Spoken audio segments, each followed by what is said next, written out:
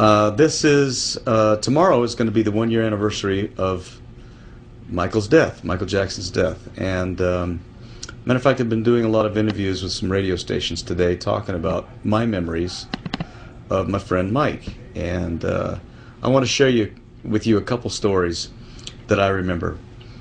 One of the funniest moments I ever had with Mike was 1974. And it was the American Music Awards. As a matter of fact, the very first American Music Awards.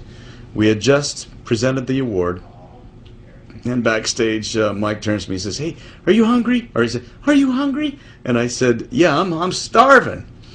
So we hopped in my black limo, my stretch limo, and we went over to Jack in the Box, and we ordered all these tacos, and we opened up the sunroof, and we stand up inside the sunroof, and we're driving down Sunset Boulevard eating Jack in the Box tacos, laughing our heads off. That's the Mike I remember. The very first time I met him, we were both about 12 or 13 years old, and I was in Toronto at the Canadian National Exhibition, and I think they were performing the day after us at the same place, and they came in early to watch our show. And Mike, I remember him stage right in the wings watching the show. The place was completely sold out, and it was a wild concert. But here's what I remember most about that day. It wasn't the show. It wasn't seeing Michael and the guys in the wings. It's what happened after the show. We all went back to our hotel, and I remember both our dads talking to each other and our moms talking to each other and having a great time. And Marlon was talking to Jay, and Jermaine was talking to Merrill, and Tito was talking to Wayne, and Jackie was talking to Alan. And Michael and I were over in the corner telling jokes and playing with toys. And that's what we did. You know, we're both 12 or 13 years old. Those are the times that I remember with Mike. And I was asked a question today on one of the radio stations. When was the last time I talked to him? And it was probably a year or so before he passed away, maybe a little more than that. He and I were going to do a song together, and I went over to Neverland and sat down with him, and I played him the track of "I Wish Those Days Could Come Back Once More," and the lyrics were perfect for the both of us. And Mike was really all excited about it, and I went over to Stevie Wonder's place and played him the track, and Stevie said, "I love it, I love it."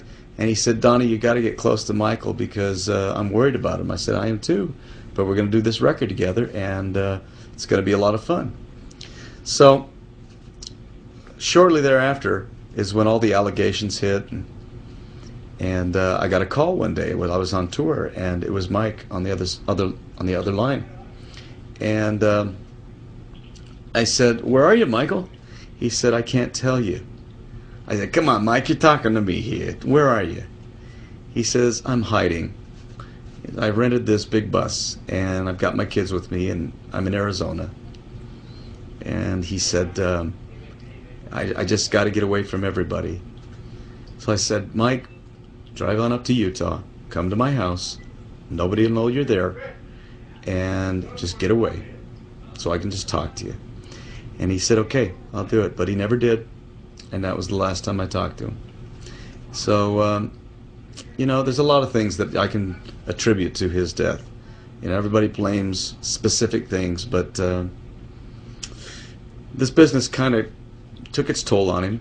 And the last thing I said on some of these interviews today was, we may have lost a genius. My friend Michael is gone, but the legend will never die. He left us his music, he left us his legacy, and we should be grateful for the fact that we lived in the same time as Michael Jackson, because years and years from now, people are going to say, "I wish I would have been on the planet. I wish I could have been able to see him live and not just on YouTube or whatever." We had the chance to do that. So we miss him, but the legacy lives on. And it was very difficult for me to go through this experience a year ago. I couldn't even go to the funeral, but I know I'm going to see Mike again someday, because he certainly left a wonderful legacy behind him.